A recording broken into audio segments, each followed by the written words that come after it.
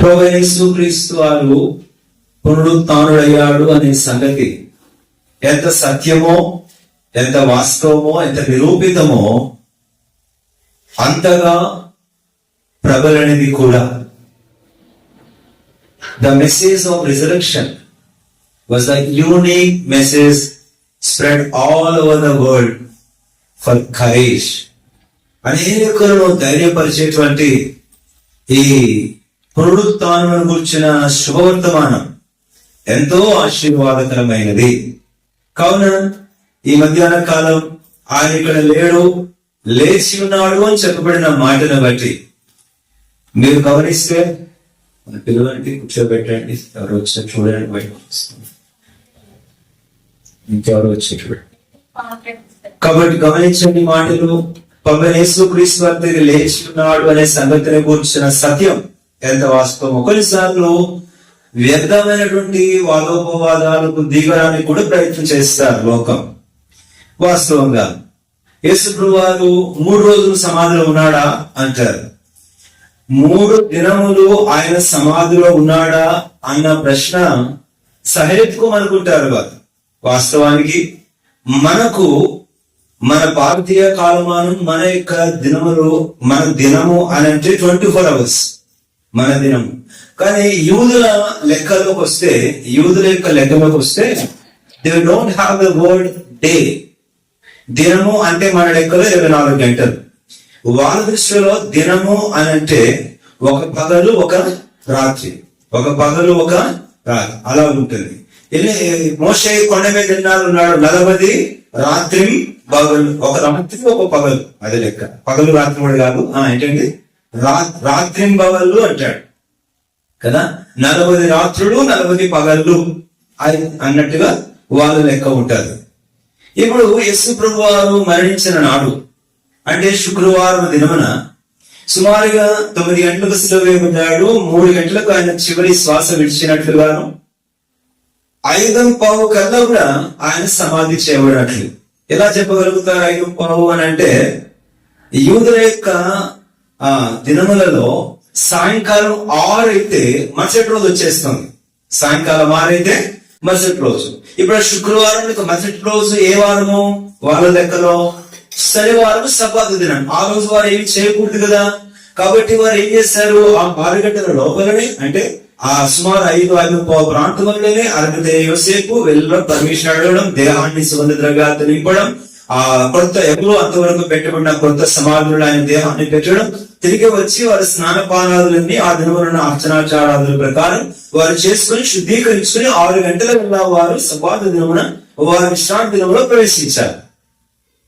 ఆ లెక్క అయిపోయింది. అంటే ఇప్పుడు ఒకవేళ ఆ శుక్రవారం దినమున 3 గంటలు చనిపోయాడు, అది లెక్కలో ఎలా తీసుకుందాం అని అంటారేమో. నేను ఒక ప్రశ్న వేస్తాను. ఈ రోజు ఆదివారం, ఈ రోజు డేట్ ఎంత? 5వ తారీఖు. 5వ తారీఖు రాత్రి 11:30 లేక 11:59 చనిపోయాను అనుకోండి. కంగారు పడకండి, చావండి, పెద్ద భయం కాదు. ఇదేందో పిట్ట మీద తీసుకుంటాడు అనుకోవాకండి. 11:59 చనిపోయాను అనుకోండి. అప్పుడు 3వ రోజు భోజనాలు ఎప్పుడు పెడతారు? తక్కువ చెప్పండి, తెలియదేముంది. ఏమండి ఎలాగండి? ఈరోజు రాత్రి 1 నిమిషమే కాదు ఉంది, అది రోజు లెక్క రాదా? మరి అక్కడ రోజు లెక్కేది అర్థమైంది. ఇప్పుడు ఒకటి రోజు అయిపోయింది. 2వ రోజు సబ్బాతు దినము ఆయన సమాధిలో ఉన్నాడు, శనివారం అయిపోయింది. ఇప్పుడు తర్వాత ఆయన ఎప్పుడు చేసి ఆదివారం తెల్లవారు చుండగా అంటే అర్థం ఏంటి? రాత్రంతా కూడా అంటే సుమారుగా 12 గంటల కాలం కూడా గడిచిపోయిన తర్వాత కాలమున ఆయన తిరిగిలేశాడు. కాబట్టి ఆ రోజులో చివరి నిమిషం అయిపోయినా 10వ రోజు ఆయన రోజంతటి లెక్కలో తీసుకున్నప్పుడు ఇప్పుడు ఆ 3 దినాలు ఆయన లెక్క సరిపోతుందా లేదా? అప్పుడు 3 దినాలు ఆయన సిలువకు అప్పగించబడి మొదలుకొని పునరుత్థానుడైనంత వరకు 3 దినాలు. కాబట్టి కొన్నిసార్లు మన జీవితంలో చాలా ఉన్నతమైన సంగతి ఏంటంటే ఆయన సిలువ వేయబడ్డాడు, మరణించి తిరిగి లేపబడ్డాడు అనేది శుభవర్తమానం, గాస్పెల్, సువర్తమానం, మంచి మాట. కొన్నిసార్లు సువార్త అంటే, సువార్త అంటే 2 రకాలుగా ఉంటుంది. కొన్నిసార్లు ఎస్ అనేది సువార్త, కొన్నిసార్లు నో అనేది సువార్త. ఏమండి? కొన్నిసార్లు ఎస్ అంటే అది సువార్త, కొన్నిసార్లు నో అనేది కూడా సువార్తే. సరే, ఇలా చూద్దాం. నో అనేది సువార్తే, ఎస్ అనేది సువార్తే. హాస్పిటల్కి వెళ్ళాను,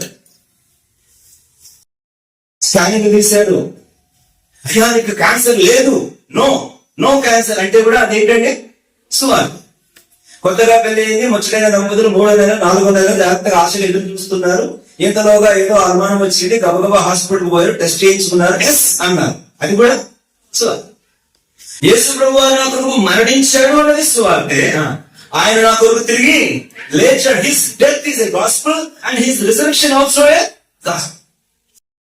కాబట్టి ఆయన నాకు మరణించాడు అనేది ఎంత సువార్తో, నా కొరకు మరణించాడు అనేది ఎంత మంచి మాటో, నా కొరకే తిరిగి లేచాడు అనేది కూడా అంటే మంచి మాట. కాబట్టి ఆ ప్రభువైన యేసుక్రీస్తు వారు మన కొరకై మరణించి తిరిగి లేచాడు అన్నదే complete gospel. He died for me, he buried for me, and resurrected for me. He risen for me. It's a complete full gospel. కాబట్టి ఇది మన ధన్యత, మన ఆధిక్యత. ప్రియులారా, ఇది వాస్తవమైన సంగతి. There is life beyond death. మరణము తర్వాత జీవితం ఉన్నది. ఆ జీవితము కొరకు సిద్ధపడిన వారే క్రైస్తవులు. ఆ జీవితము కొరకు నిర్భయంగా ఉన్నవారే క్రైస్తవులు. ఆ జీవితము కొరకు ఎదురు చూస్తున్న వారే క్రైస్తవులు. ఆ జీవితము కొరకు నిర్మలమైన నిశ్చయత పొందిన వారే క్రైస్తవులు. Christians are the one who got affirmation, confirmation, assurance, peace and hope about the life after death. What a privilege it is to be a Christian. క్రైస్తవునిగా జీవించినంత ధన్యత. ప్రియమైన వాళ్ళారా, కనుక మొదటిగా జ్ఞాపకం చేస్తున్నాను, పునరుత్థానం యొక్క వాస్తవం, మరణము తదుపరి జీవితంలో కూర్చిన నిశ్చయత నీకున్నదా? ఎవరికి ఉంటుంది ధైర్యం? ఎవరికి ఉంటుంది నిశ్చయత? మరణము యొక్క భయము లేని వారికి, మరణము తర్వాత ఉండే సుదీర్ఘమైన జీవితం కొరకైనా ఆనందపు ఎదురుచూపు ఎవరికి ఉంటుందంటే, ఎవరి పాపములైన రక్తము చేత కడగబడేనో, ఎవరి హృదయములలో ఆయనను ప్రభువుగా ప్రతిష్ఠించుకున్నారు, ఎవరి జీవితములలో కలవరిలో కార్చిన అమూల్య రక్తము చేత నా ప్రతి పాపమును క్షమించుకునే వారి ప్రార్థన చేసి పశ్చాత్తాపడి దేవుడు అడిగిన తోడైన నా పాపమును క్షమించాడు అన్న నిశ్చయత, నిబ్బరత కలిగి ఉన్నారు. వారు ఈ శ్రేష్టమైన జీవము కొరకై, వాస్తవిక జీవము కొరకై, వాస్తవమైన నిత్య జీవము కొరకైన అర్హులు, వారు హక్కుదారులు. ఈ భాగ్యం నీవు పొందితివా? ఈ ధన్యత నీవు కూడా పొందితివా? Christian is the one who was released from the fear of death. క్రైస్తవుడు మాత్రమే మరణం యొక్క భయం నుంచి పూర్తిగా విడుదల చేయబడ్డవాడు. ఎందుకు అనంటే, మరణము తర్వాతే అసలు శిశుల భాగ్యములు, భోగములు, సౌందర్యములు, సౌభాగ్యాలు తన కొరకే వేచున్నాని ఎరిగిన వాడు కనుక మరణము వేదనలు తనను ఏమాత్రము కూడా కృంగా తీయవు.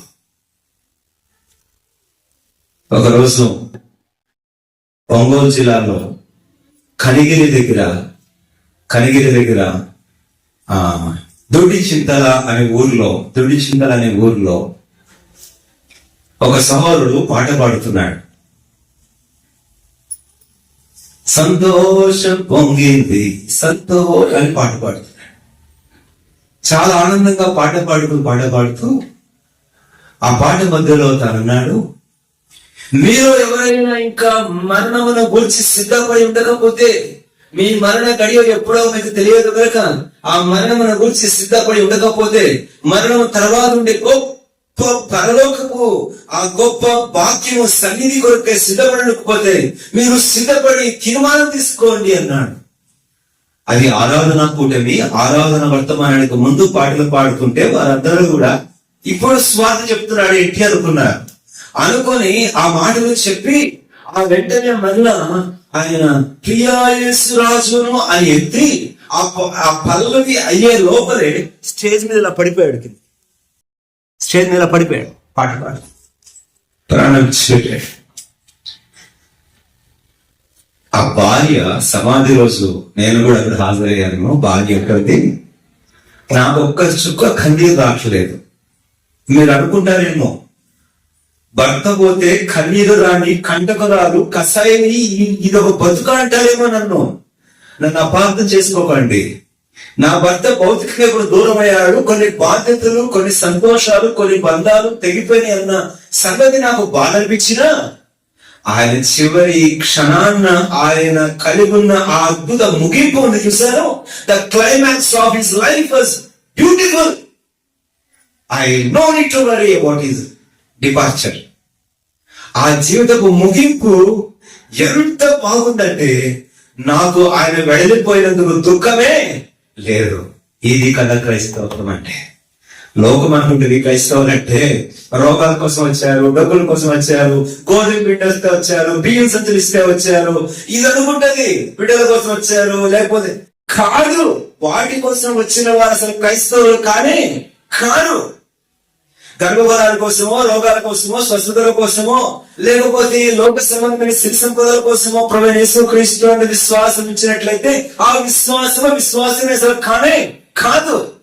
నిజ విశ్వాసం ఏమిటంటే నా పాప క్షమాపణ ద్వారా నీతిగానే తీర్చి మరణం తర్వాత నిత్యత్వములో ప్రవేశింపజేసేందుకు కొరకైన విశ్వాసమే విశ్వాసం. అందుకని రోమా 6:23 పాపమరణం జీతం మరణం. అయితే దేవుని కృపావరం, ద గిఫ్ట్ ఆఫ్ గాడ్, దేవుని కృపావరం ఏంటనంటే ప్రభువైన యేసుక్రీస్తునందు నిత్య జీవం.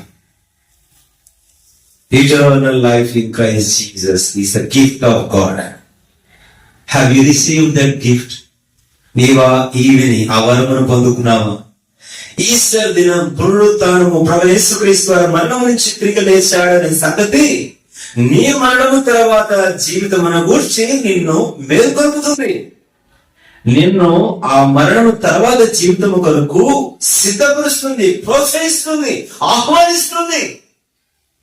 ఆయన అంటున్నా, my life was not end by death. మరణంతో నా జీవితం సమాప్తము కానట్టే నీ జీవితము కూడా మరణంతో సమాప్తము కాకుండా అంటే మరణం తర్వాత జీవించిన నా యందు నీవున విశ్వాసము ఉంచు.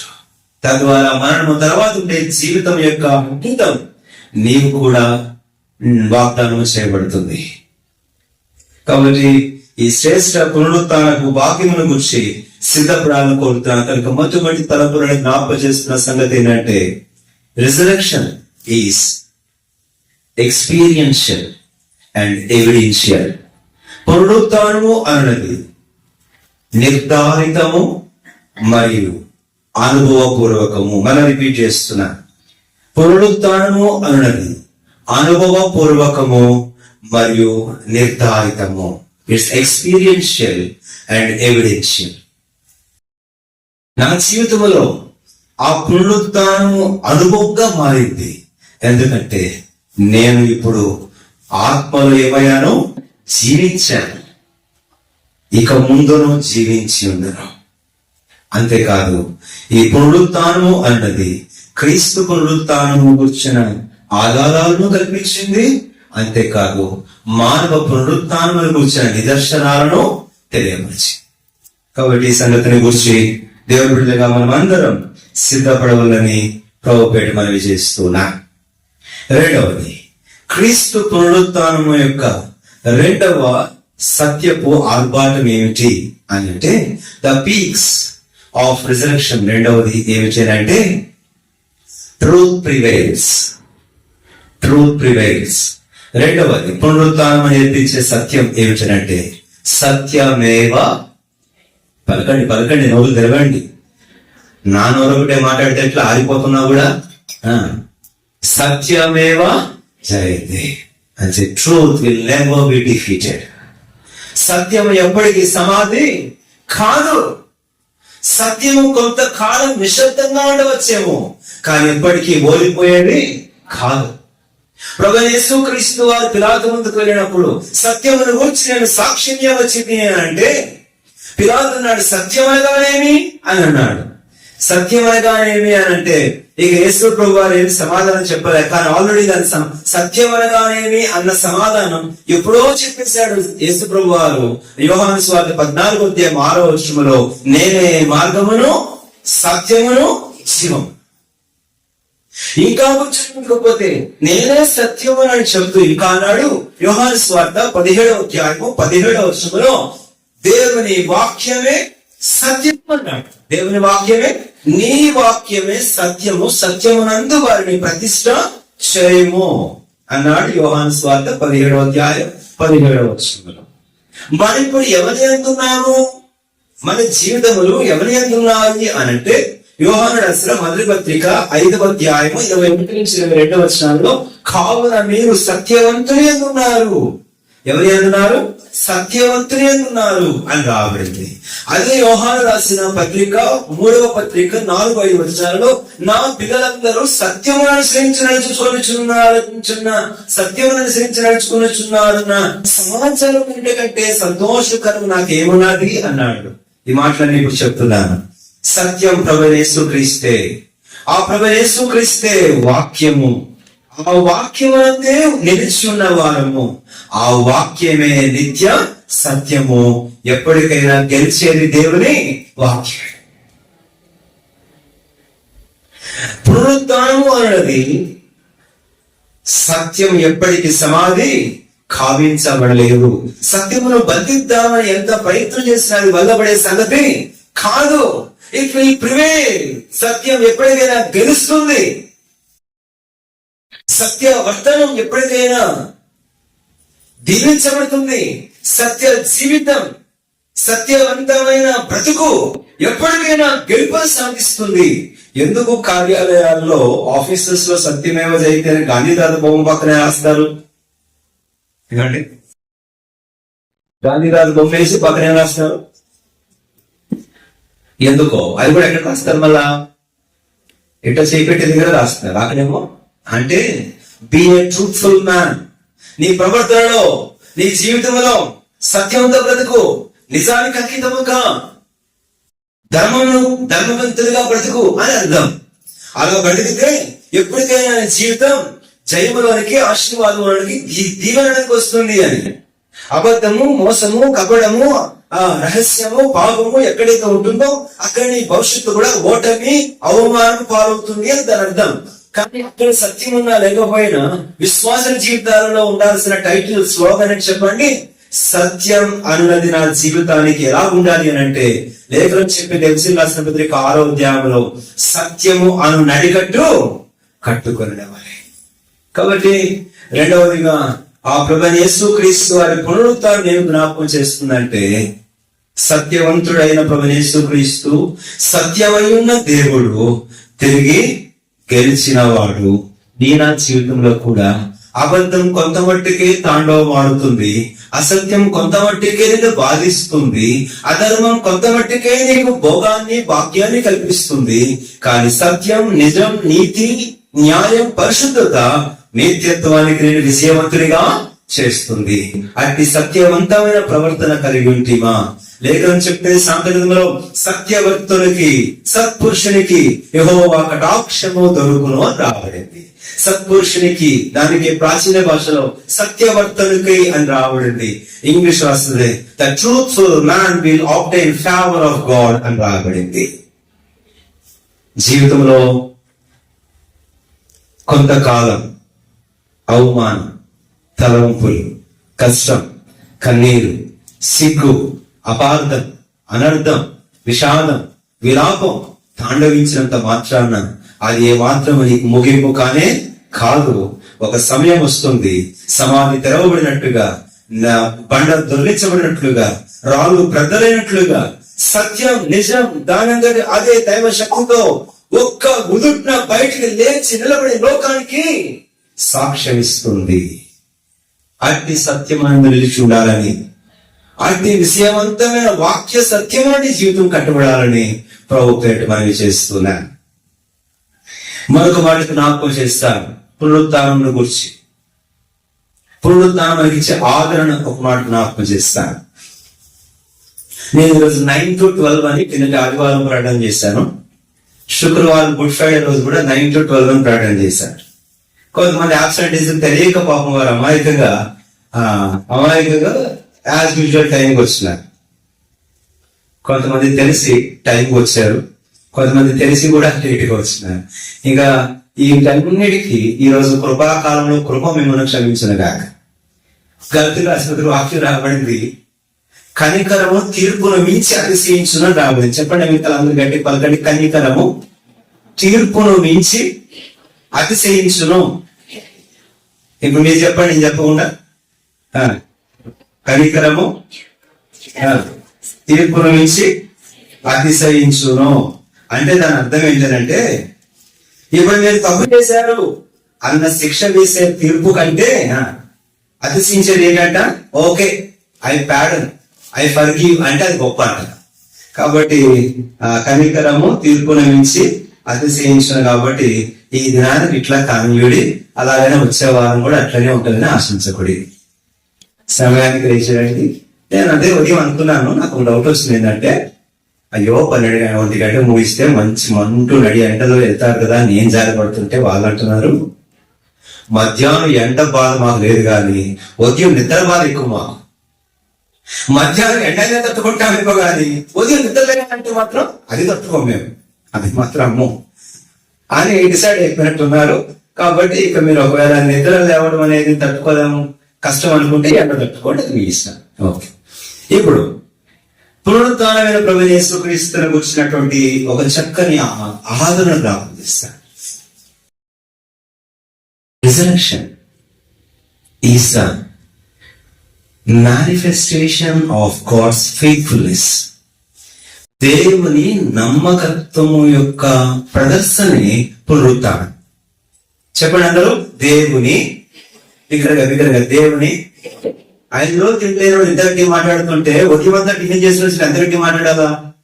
చెప్పండి, దేవుని నమ్మకత్వం యొక్క ప్రదర్శనయే పునరుత్థానము వివరిస్తారు.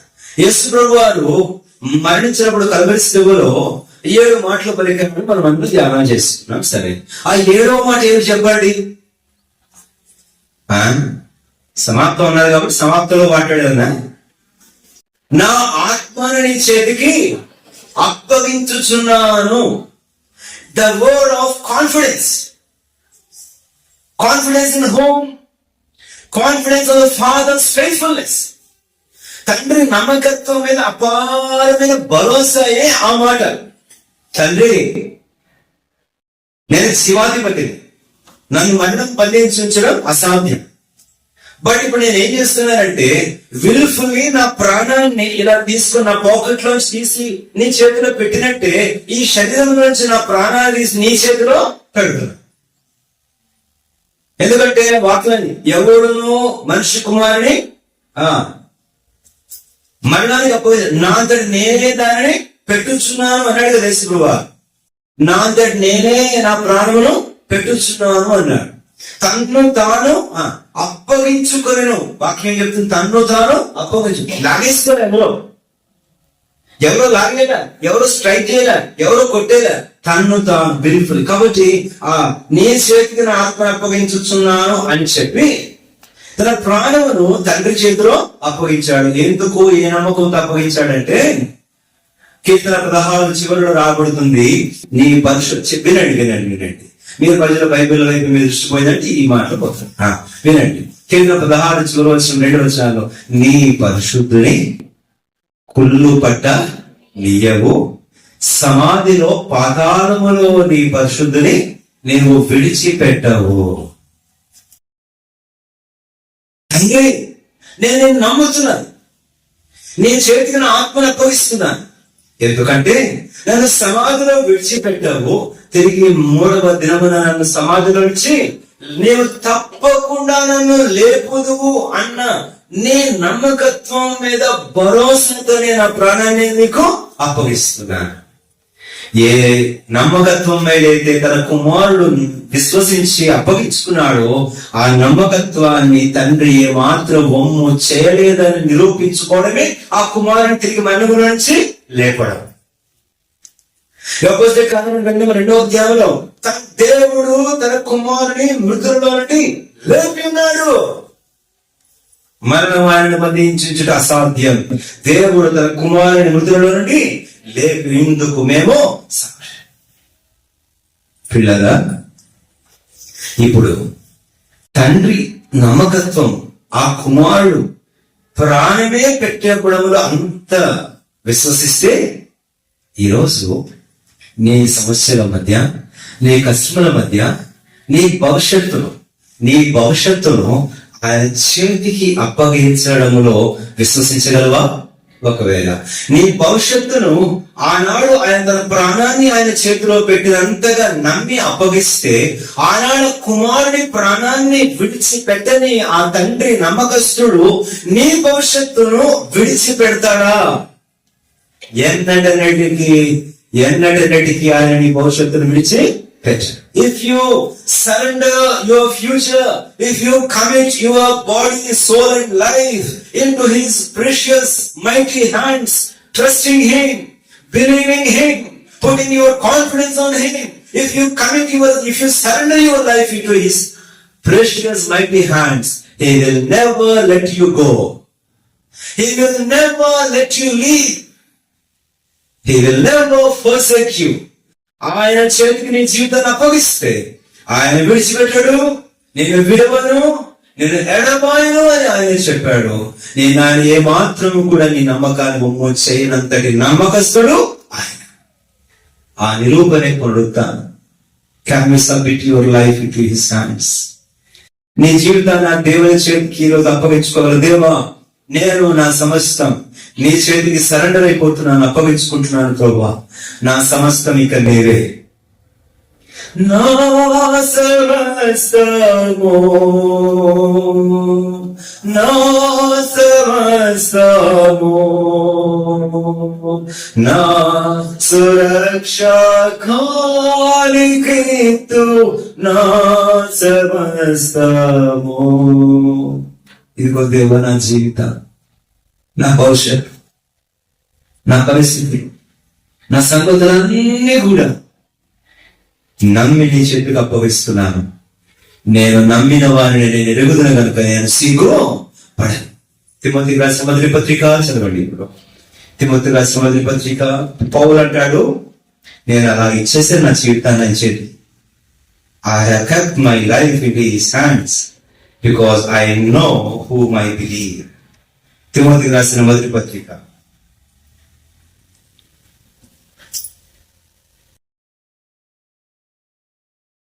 క్షమించండి, 2వ పత్రిక 1వ అధ్యాయం 12వ వచనం. సెకండ్ ఎపిసోడ్ 2వ పత్రిక 1వ అధ్యాయం 12వ వచనం. ఆ హేతు చేత నేను నమ్మిన వాణిని ఎరుగుదును కనుక సిగ్గుపడను. ఆయనకు అప్పగించిన దానిని నీవు నమ్ముతావా?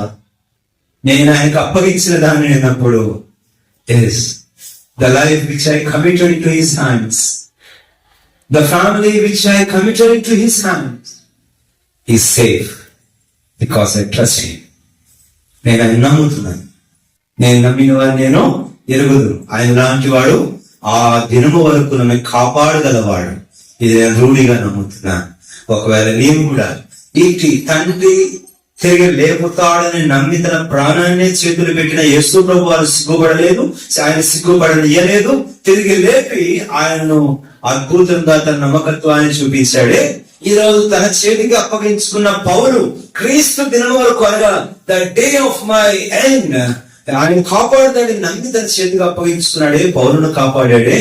ఈ రోజు నీవు నీ జీవితాన్ని, నీ కుటుంబాన్ని, నీ బిడ్డలను, నీ పరిస్థితులను, నీ ఆత్మీయ జీవితాన్ని ఆయన చేతికి నీవు అప్పగించుకోగలిగితే నమ్ము, ఆయన ఎప్పటికీ సిగ్గుపడనియ్యడు. కాపాడుతాడు, అంత్యదినం వరకు నేను కాపాడుతాడు. ఇది రూఢి అయిన మాట, ఇది ఖచ్చితమైన మాట.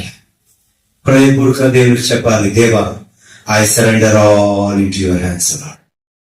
I surrender all. I surrender all to thee, my blessed Savior. I surrender all to thee, my blessed Savior. I keep everything into your hands, trusting thee, thy faithfulness. దేవుడు తప్పక విడిచిపెట్టని నమ్మదగిన దేవుడు. ఇది 3వ మాట. 4వ సంగతి గమనించండి. ఈ పునరుత్థానం అనేది మనకి ఇచ్చేటువంటి ఒక గొప్ప ఆదరణను గురించి జ్ఞాపకం చేస్తాను. ఎఫెసీయులకు రాసిన పత్రిక 1వ అధ్యాయంలో అక్కడ అపోస్తలుడైన పౌలు ఆ ప్రభువైన యేసుక్రీస్తు వారిని లేపడానికి తండ్రి వాడిన బలం కోసం మాట్లాడుతున్నాడు. ఇప్పుడు ఇక్కడ ఇంకొక మాట పునరుత్థానం చెప్పాలంటే, పునరుత్థానము అన్నది దేవుని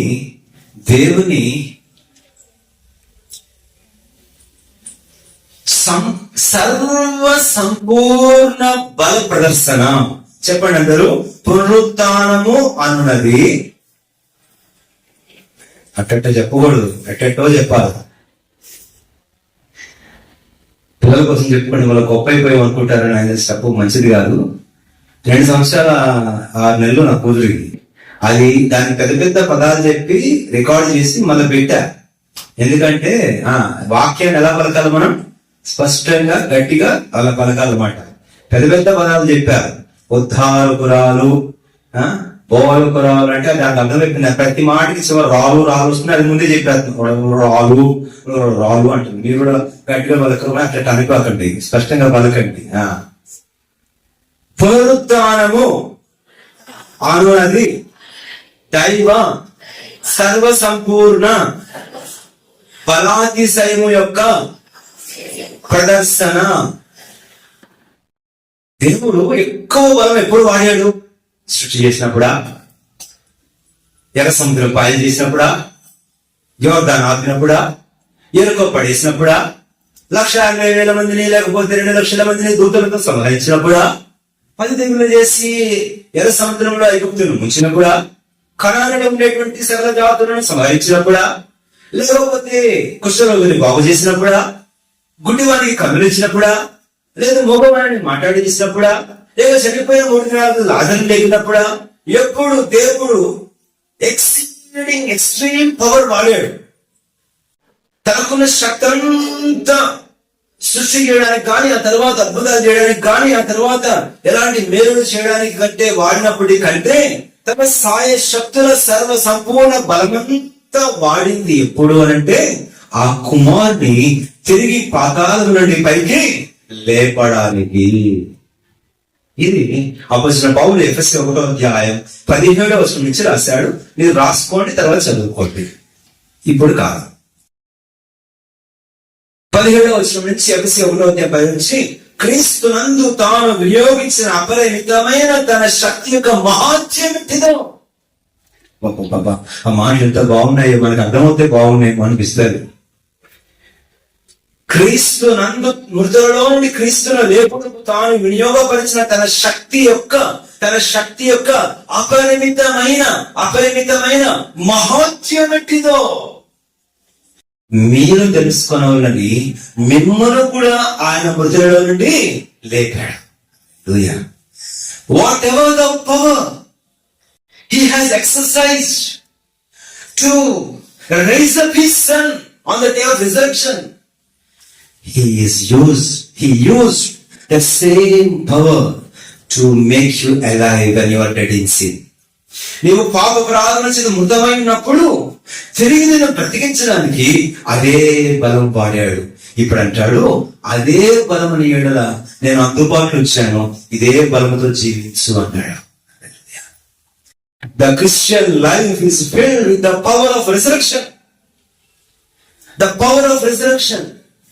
పునరుత్థానపు శక్తి ఏమిటి అని అంటే, క్రీస్తును మృతుల నుండి లేపడానికి వాడాడే అతిశయం, అత్యుత్తమ బలం, అపరిమితమైన శక్తి. నన్ను రక్షింప చేయడానికి, నేను మారుపరుచుకోవడానికి, పాప మృతుడై ఉండగా తిరిగి జీవించడానికి ఆయన వాడాడే అదే శక్తి ఈ రోజు నా జీవితంలో ప్రతి విషయమందు ఆయన వినియోగించడానికి సిద్ధం. ఆ పునరుత్థానపు బలం, ఆ పునరుత్థానపు శక్తి నేను రుచి చూడాలని కోరుతున్నావా నీ పరిస్థితులలో? జాగ్రత్త వినండి మాటలు. అదే పునరుత్థానపు అత్యుత్తమ శక్తి ఈ రోజు నీ జీవితంలో వినియోగించాలని కోరుతున్నాడే. ఆ శక్తితో బ్రతకాలని కోరితే ఏమి అవసరం? So today, even now, you can live your life with the power of resurrection. ఈ పునరుత్థాన శక్తితో ఈ రోజు నువ్వు బ్రతకవచ్చు. అయితే ఈ పునరుత్థాన శక్తి నీలో ఎప్పుడు కార్యసాధకం అవుతుంది అంటే, ఆ పునరుత్థాన శక్తి ఎప్పుడు నీలో కార్యసాధకం అవుతుంది అని అంటే, ఒకటే ఒక అనుభవం. ఎప్పుడు మరణిస్తావో అప్పుడు పునరుత్థాన శక్తి వస్తుంది.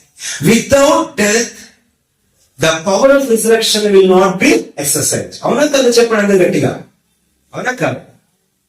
ఒక డాక్టర్ యొక్క టాలెంట్ ఎప్పుడు తెలుస్తుంది? లేదు, రోగం అనేది యాక్ట్ చేసావు అనుకో, తెలుస్తుందా? తెలుస్తుంది. ఎక్కడ తెలుస్తుంది? సైడ్ ఎఫెక్ట్ తగలడానికి పోతావు.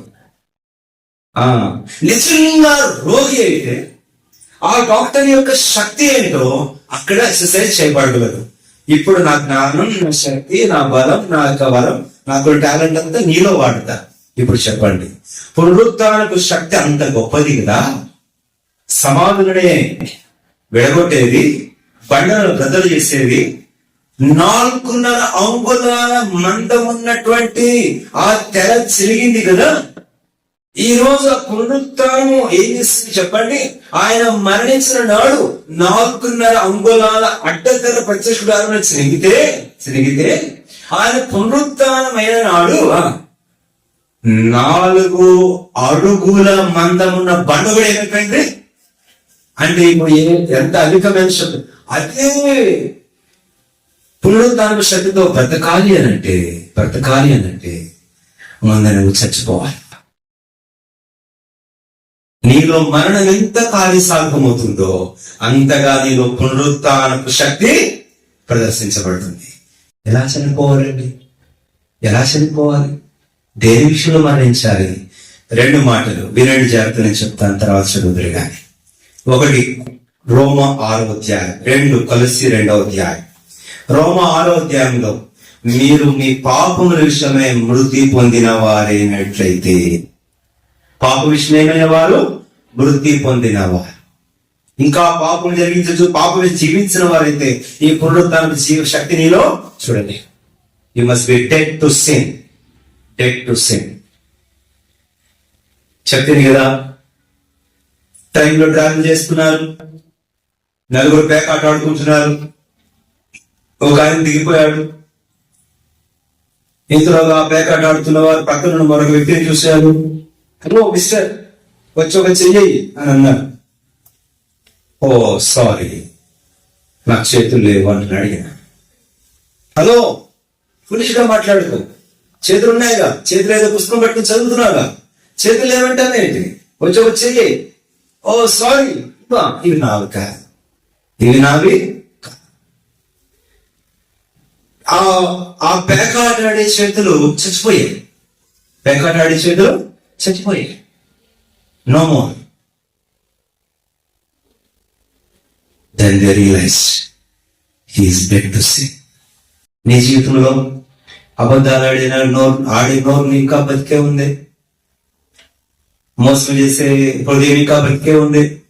పాపపు క్రియలు, పాపపు అలవాట్లు, రహస్యపు నీచమైన హీనమైన కార్యాలు, అపవిత్రమైన సాంగత్యాలు, జారత్వము, వ్యభిచారము, అక్రమ సంబంధాలు, లేక శరీరముతో, మనస్సుతో, లేక ఆత్మీయంగా అసూయ, ద్వేషము, ఈర్ష, కోపము, క్రోధము, విమతములు, మత్సరములు, వీటన్నిటి విషయంలో చనిపోయిన వారం కాకపోతే పునరుత్థాన శక్తి మన యందు వినియోగించబడలేదు.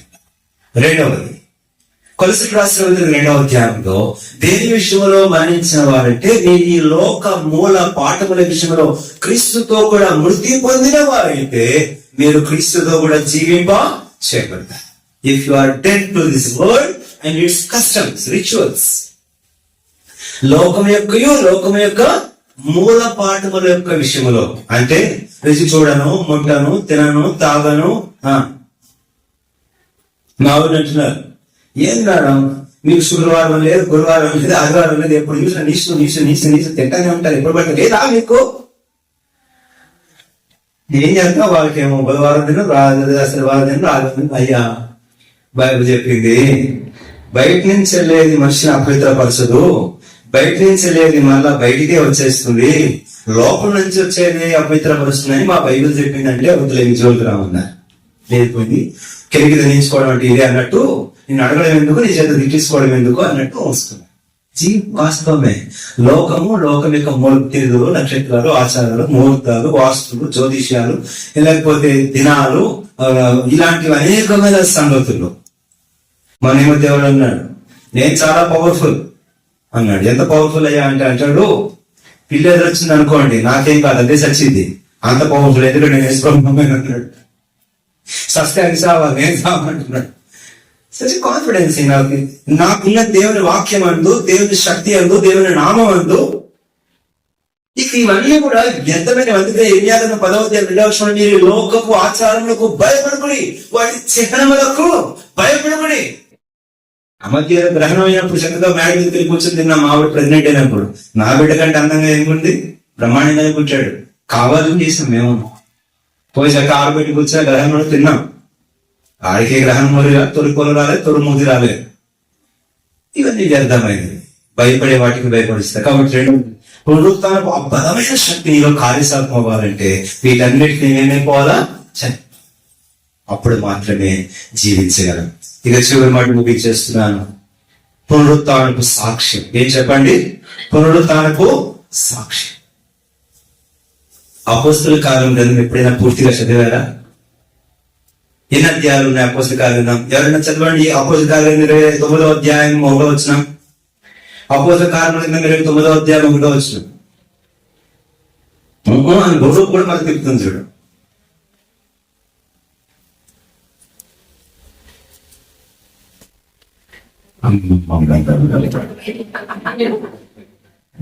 చెప్పు వస్తుంది బాగుంది.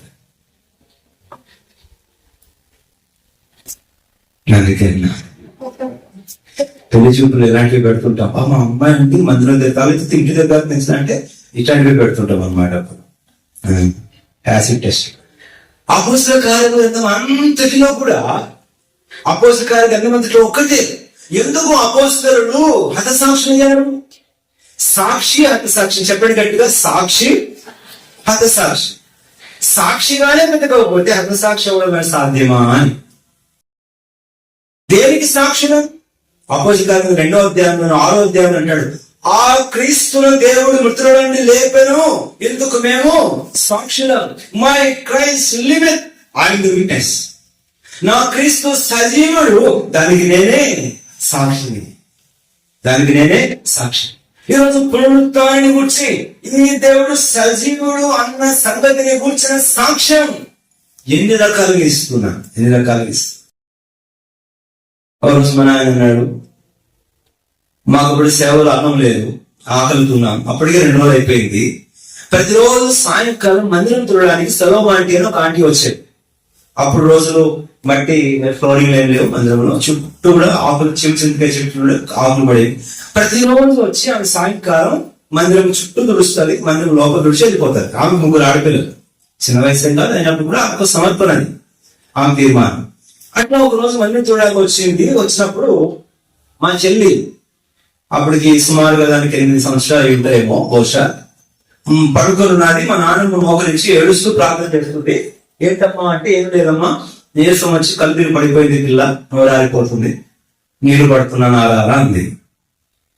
ఈమెకు అర్థమైంది. కిచెన్ లోకి వచ్చింది. కిచెన్ లో ఉన్న 4 చెట్లు మూత తీసి చూస్తే ఏం కనబడలేదు. బియ్యం దెబ్బల బియ్యం లేవు, అన్నం లేదు, అసలు షీక్లో పాత్రలే లేవు. అర్థమైపోయింది, తిండి లేదు, అర్థమైపోయింది. గబగబా ఇంటికి వెళ్ళిపోయింది. గబగబా ఇంటికి వెళ్ళిపోయి అన్నం వండుకొని, వేడివేడి అన్నము, పప్పు వండుకొని, పప్పు గిన్నె అన్నము వండుకొని, ఇలా చీర కొంగు మూత వేసుకొని ఏడ్చుకుంటూ ముగ్గు తుడుచుకుంటూ మందిరానికి వచ్చి, అమ్మ పిల్లలు లేకుండా అమ్మ అన్నం పెట్టుకున్నాం అని చెప్పి, జోన రాకూర్చు, మిరియాలు రాకూర్చు, బిస్కీ రాకూర్చు, అన్నం తినడం కలిసి మారుతుంది. ఇంతలో మా నాన్నకి వినబడింది. ఆయన ప్రేయర్ రూమ్ లో మోకాల మీద మంచం దగ్గర మోకరిస్తున్నాడు. విన్నాడు, ఏంటి అక్కడ హడావడి లేట్ వచ్చి, ఏం సర్వమక్క అన్నాడు. అన్న పిల్లలు ఆకలికి అల్లాడిపోతున్నారు, చచ్చిపోతారు, నా పిల్లలు అన్నం తెచ్చానమ్మా అంటే, నీకు తెలిసి తెచ్చావా తెలియక తెచ్చావా అన్నాడు. ఇక్కడ అవసరం ఉందని తెలిసి తెచ్చావా తెలియక తెచ్చావా అంటాను. నా మందిరం చూడడానికి వచ్చిన, నా అన్నం లేదు, నా పిల్లలు ఎడుతున్నాను, చూసి తీసుకొచ్చాను. అయితే తీసుకుపోవాలన్నాడు. పెట్టుకో, తీసుకెళ్ళు. మా దేవుడు ఈ రోజు ఈ సేవలు, ఈ కష్టములు, ఇలా చనిపోవడం చిత్తమైతే ఆ చావు రాపడానికి నీవెంత ధైర్యం? ఒకవేళ హతసాక్షి అయిపోవడమే చిత్తమైతే ఆ గొప్ప వాక్యాన్ని ఎలా అనుకుంటావు నువ్వు? తీసుకెళ్ళిపో అన్నాడు. అన్నాడు అనుకోకుండా ఏడుస్తుంది. అసలు కింద అప్పుడే పెంటతో అలికింది. ఆ పేడతో ఇప్పుడు ఈ ఫ్లోర్ పేడల గాజు సీసా తీసుకొని ఆ పేడ మీద వచ్చేది అనమాట. అలికింది. అక్కడ మోకటి చేడుస్తున్నాను అనుకోకుండా దండం పెడతాను. చిన్నపిల్లలన్నా తీసుకెళ్ళదు. ఆయన చిత్తమైతే ఆయన మాకు అన్నం ఇస్తాడు, లేకపోతే సరే. వాళ్ళు ఏడ్చుకుంటూ గట్టి బొబ్బలు పెట్టుకుంటూ వెళ్ళిపోయింది. రాత్రి 8:30 టైం అవుతుంది. మా పక్కన హాస్టల్ పిల్లలు పరిగెత్తుకుంటూ వచ్చి అలా అన్నారు, అంకుల్ మా వార్డెన్ గారు పిలుస్తున్నారు మిమ్మల్ని అన్నారు. మా నాన్నగారు, అంకుల్ మా వార్డెన్ గారు పాస్టర్ గారు పిలవండి రా అంటున్నారు. అంటే ఎందుకు రా అంటే, లేదు రమ్మంటున్నాడు. ఒక 200 మీటర్ల దూరం ఉంటుంది హాస్టల్, మధ్యలో అంతే చిల్లతుప్పలు. మన ఆయన అప్పుడు చిన్న పెంటార్స్ అంటారు కదా, అది తీసుకొని ఆ చీకట్లోనే వెళ్ళాడు. వెళ్తే ఆ వార్డెన్ గారు ఒక కేక్, పక్కన బిర్యానీ, చికెన్, అరటిపళ్ళు, స్వీట్లు అన్ని పెట్టి హాస్టల్ పిల్లలందరినీ కూర్చోబెట్టి, పాస్టర్ గారు రండి, ఈరోజు నా 2వ కొడుకు పుట్టినరోజు సార్, నా 2వ కొడుకు పుట్టినరోజు అని ఈ హాస్టల్ పిల్లలందరికీ ఈరోజు కొంచెం అంతా వండించాను సార్, ప్రార్థన చేయండి సార్. ఏ సార్ మీ పిల్లలేదు సార్ అంటున్నాడు. సార్ పిల్లలు తీసుకుని రాలేదు సార్ రే అని రే పాస్టర్ పిల్లలు పట్టుకోమన్నాడు కదా అంటున్నాడు. అని అంటుంటే మా ఆయన కళ్ళు చూసుకొని, సరే ఉండండి మా పిల్లలు కూడా తీసుకొని వస్తారని చెప్పి మళ్ళా వచ్చి మమ్మల్ని చేతులు పట్టుకొని తీసుకెళ్ళాడు. మా కళ్ళ ముందు అంత ముందు ఉన్న ఆకలి కంటే ఆ ఉన్నవి మా నోర్లు మాకు ఏం చేసింది, ఇంకా పిచ్చగా ఆకలి పెంచేసింది. అప్పుడుండే ఈ 60 వాట్ బల్బు, ఫిలమెంట్ బల్బులు, ఆ గుడి దీపం కాంతిలోనే ఏమి తిన్నాం. ఇప్పుడు చెప్పండి, సజీవుడు అనడానికి రుజువా కాదు? ఇది క్రైస్తవత్వం. దీనికి సాక్షివేనా?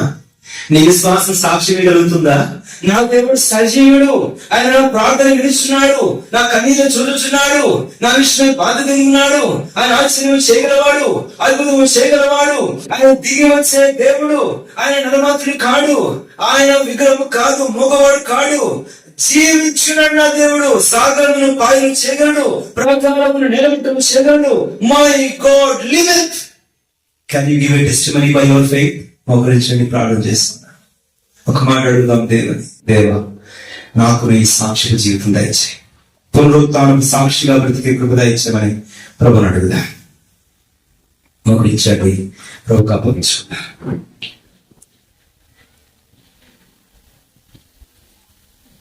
దేవా నేను పునరుత్థానం ఒకట నా భాగ్యమయ్యా, అంతేకాదు నా ఆదరణ, నా భవిష్యత్తుకు గొప్ప ప్రోత్సాహం, నా ప్రస్తుతానికి బలం, నా ప్రస్తుతానికి బలం. నీవు సజీవుడా, నిత్యుడా, జీవించి ఉన్నావు, నన్ను చూస్తున్నవాడు, నా మొర విలుచున్నవాడు, తల్లి వాడు, చంకనెత్తుకునేవాడు,